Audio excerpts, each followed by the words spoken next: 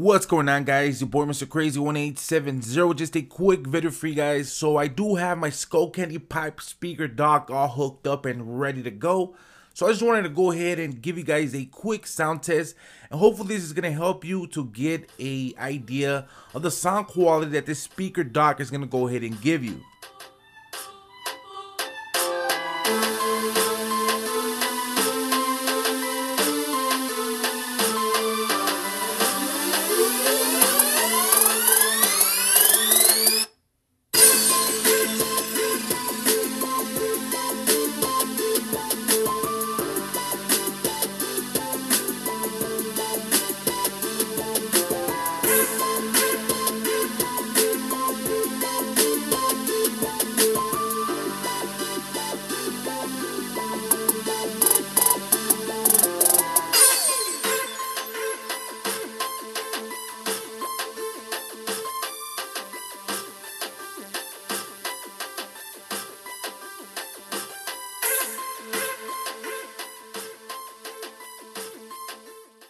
So that was just a quick little sound test, and hopefully that gave you an idea of the sound quality of the SkullCandy pipe speaker dock.